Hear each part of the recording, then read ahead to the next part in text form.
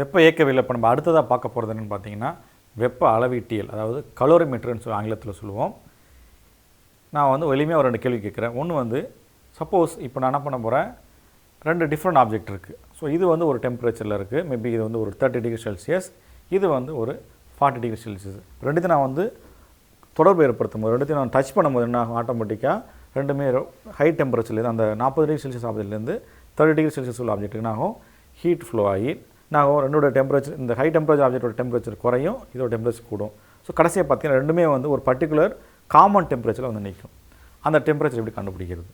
அதே மாதிரி இப்போ நீங்கள் வந்து நம்ம வீட்டில் நம்ம வந்து குளிக்கிறதுக்கு நம்ம வந்து சுடு தண்ணீர் பயன்படுத்துவோம். அப்போ என்ன பண்ணுவோம், நம்ம ஒரு பாத்திரத்தில் வந்து சுடு தண்ணீர் வச்சு நம்ம என்ன பண்ணுவோம், அதை வந்து கொஞ்சம் நம்ம வெதுன்னு குளிக்கிறது என்ன பண்ணுவோம், அந்த சுடு தண்ணீர் கொண்டு போயிட்டு நம்ம இந்த குளிர் தண்ணீரில் ஊற்றும் போது ரெண்டும் மிக்ஸ் ஆகி ஒரு பர்டிகுலர் டெம்பரேச்சர் வரும். அது வந்து கண்டிப்பாக ரூம் டெம்பரேச்சர் இருக்காது, அதேமாதிரி ரொம்ப அதிகமாக இருக்காது, ஒரு காமன் டெம்பரேச்சர் கொண்டு வரும். அந்த டெம்பரேச்சரை நம்ம எப்படி மெஷர் பண்ணலாம்? ஸோ அதே மாதிரி இன்னொரு எக்ஸாம்பிள் நீங்கள் எடுத்துங்க. நான் சொன்ன specific capacity and heat capacity பற்றி நான் உங்களுக்கு பேசினேன். இப்போ வாட்டரோட ஹீட் கெப்பாசிட்டி எனக்கு தெரியுது. இப்போ சப்போஸ் நான் ஒரு பொருளை கொடுக்குறேன், மேபி அது வந்து ஒரு ஆயிலாக இருக்குன்னு வச்சிங்களேன். அது ஆயிலோட தன்மை பெயர்ப்பு உங்களுக்கு தெரியல, ஆனால் வாட்டரோட ஹீட் கெப்பாசிட்டி, ஸ்பெசிஃபிக் கெப்பாசிட்டி தெரியும். ஒரு அன்னோன் ஆப்ஜெக்ட், அது வந்து ஒரு ஆயில்னு வச்சிங்களேன், அந்த ஆயிலோட ஹீட் கெப்பாசிட்டி உங்களுக்கு தெரியல. அப்போது அந்த ஆயிலோட ஹீட் கெப்பாசிட்டி நம்ம எப்படி கண்டுபிடிக்கிறது? ஸோ இதெல்லாம் இந்த மாதிரியான இந்த வினாக்களுக்கு நம்ம வந்து கண்டுபிடிக்கணும். நம்ம என்ன பண்ணலான்னா, இந்த வெப்ப அளவீட்டியல் அல்லது கலோரிமெட்ரி அப்படின்ற ஒரு நம்ம இம்பார்ட்டன்ட் கான்செப்ட் தெரிஞ்சுக்கணும். ஸோ இதன் மூலம் என்ன பண்ணுறோம், நம்ம ஈஸியாக வந்து ஒரு 2 பொருள் மிக்ஸ் ஆகும்போது அதனுடைய ஃபைனல் டெம்பரேச்சர் கண்டுபிடிக்கலாம், அல்லது அது மூலமாக நம்ம அந்த ஒரு தன்மைப்பு ஏற்புத்திறன் தெரியாத ஒரு பொருளுடைய தன்மைப்பு ஏற்புத்திறன் நம்ம வந்து எளிமையாக கண்டுபிடிக்கலாம். ஸோ இதுக்கு தான் வந்து இது ரொம்ப நல்லா பயன்படுது.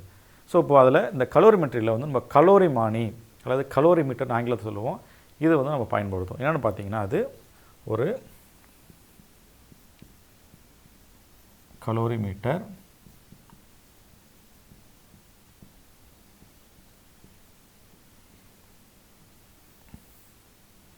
ஸோ ஒரு கண்டெய்னர், கிளாஸ் கண்டெய்னர், ஒரு குடுவை மாதிரி இருக்குன்னு வச்சுங்களேன். இதில் என்ன பண்ணுவோம், வாட்டரை ஃபில் பண்ணிடுவோம். நமக்கு எவ்வளோ இந்த வாட்டர் எவ்வளோன்னு நமக்கு தெரியும். இதில் வந்து நம்ம என்ன பண்ணலான்னா தெர்மோமீட்டர் வைக்கிறோம்.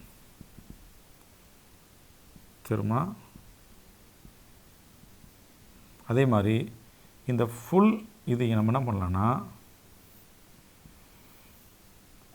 இந்த மொத்த குடுவையை நம்ம என்ன பண்ணுறோம், ஒரு வுட்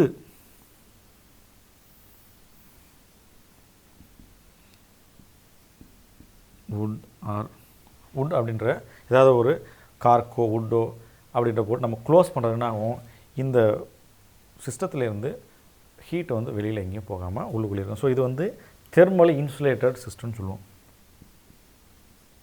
தெர்மலி இன்சுலேட்டட், தமிழில் வெப்ப காப்பு, வெப்ப காப்பு செய்யப்பட்ட ஒரு வெப்ப அமைப்பு. ஸோ இதை தான் நம்ம என்ன பண்ணோன்னா கலோரிமானி அல்லது கலோரிமீட்டர். இதுக்கு பக்கத்தில் வந்து ஒரு ஸ்டிரர் வச்சுருப்போம். அது வந்து நம்ம அந்த ஸ்டிரரால் நம்ம கிண்ணோம்னா அது பர்டிகுலர் ஈக்குவல் டெம்பரேச்சருக்கு வரும். ஸோ இந்த அமைப்பை தான் நம்ம கலோரிமானின்னு சொல்கிறோம். இப்போ என்ன பண்ண போகிறேன், இது வந்து ஒரு நார்மல் ரூம் டெம்பரேச்சரில் இருக்குது.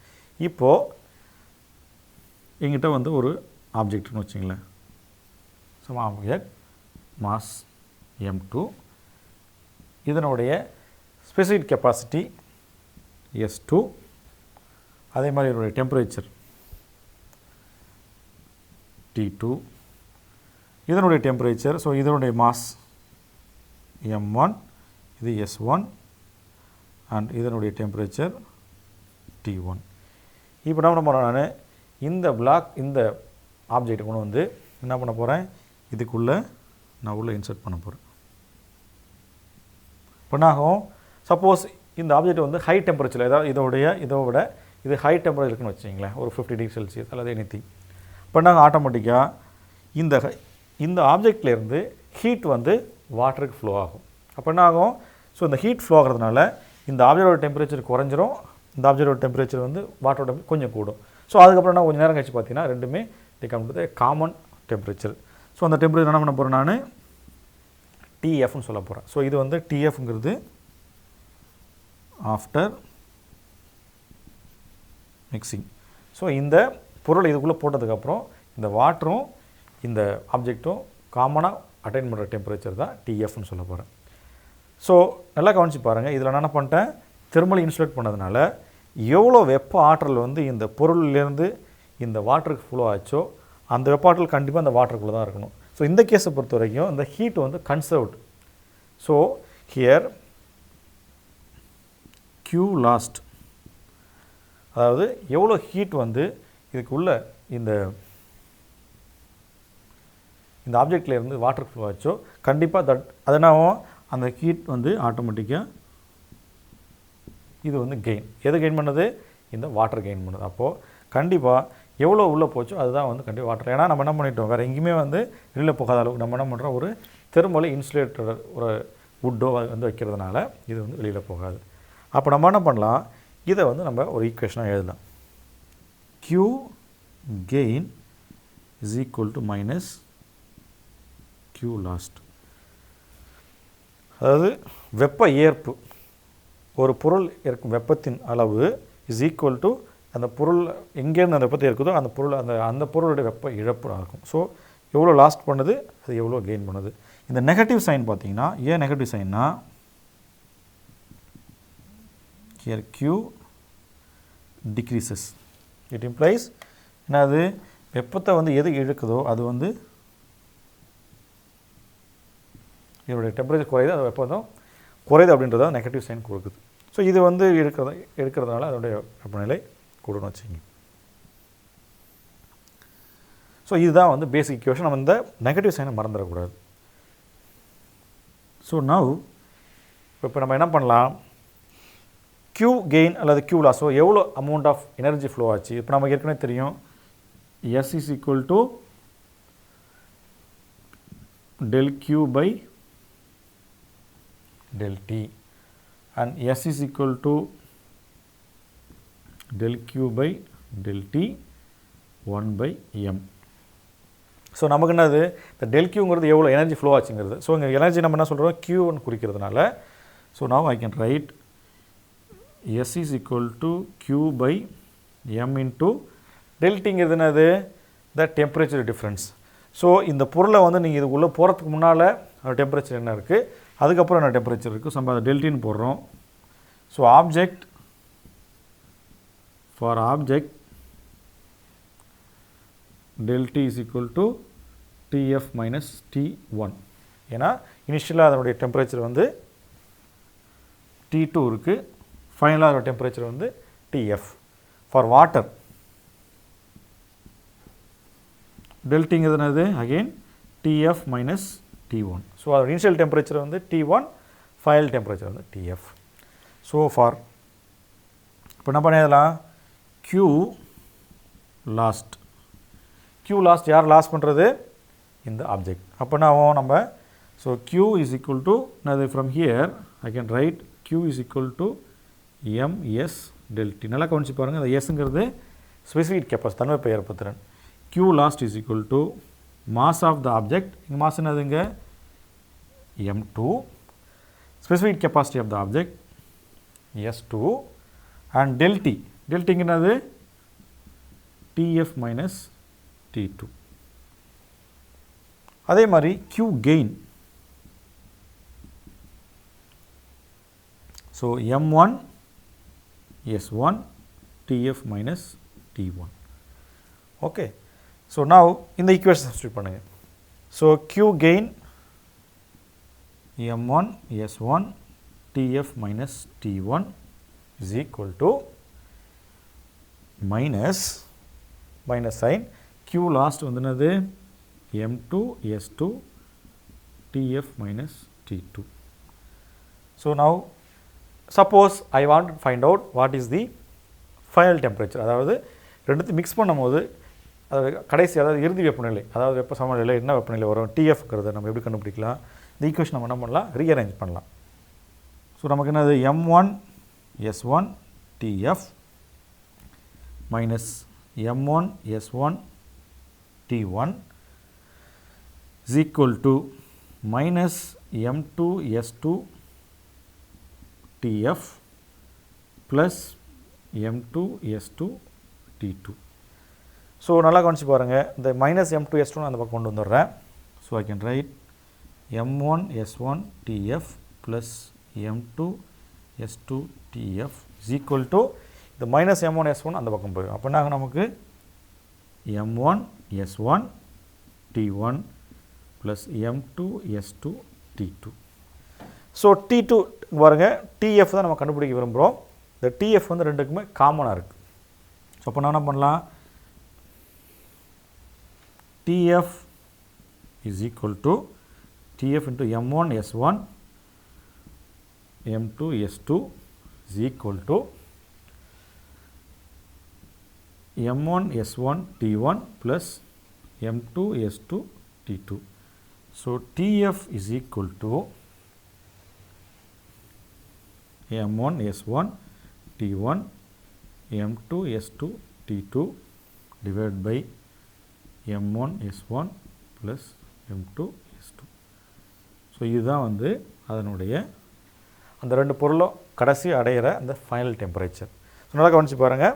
So TF is depends on mass of the first object, mass of the second object and both its specific capacity and initial temperature. So இதுதான் வந்து இதை தீர்மானிக்குது. ஸோ இது வந்து ஒரு expression.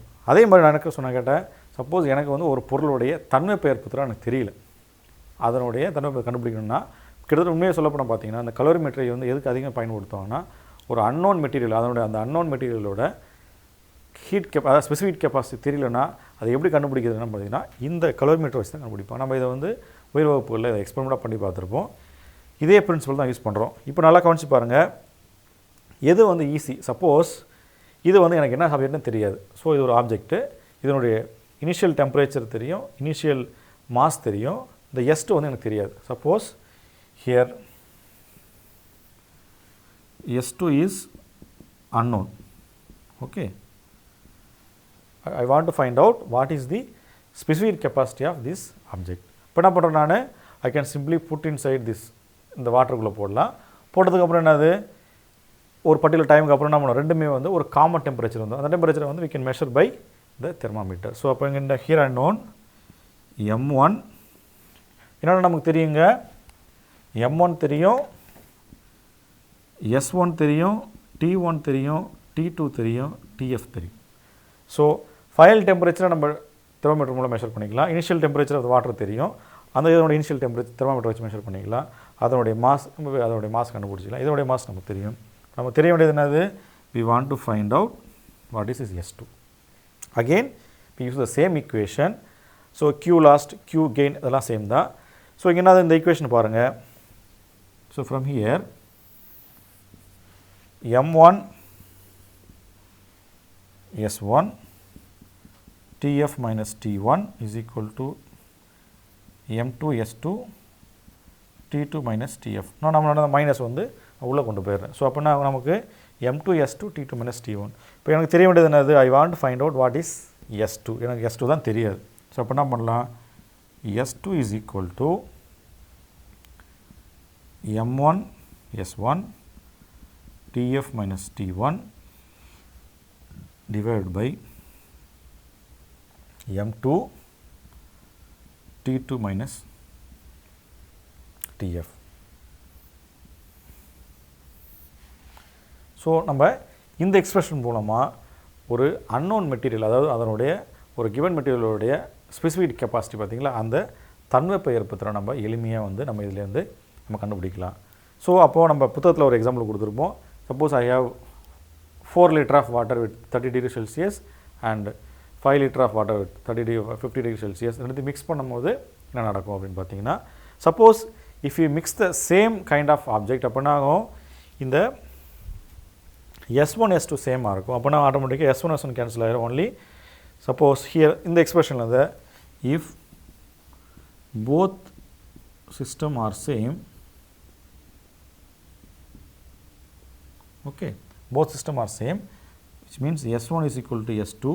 So TF is equal to simply M1 T1 plus M2 T2 by M1 plus M2.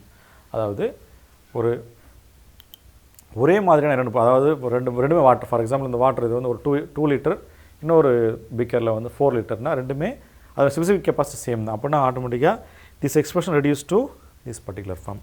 Suppose ரெண்டுமே நீங்கள் equal amount எடுத்துட்டிங்கன்னா, இந்த கேஸை பொறுத்த வரைக்கும் same type of object which means water but need not be same mass.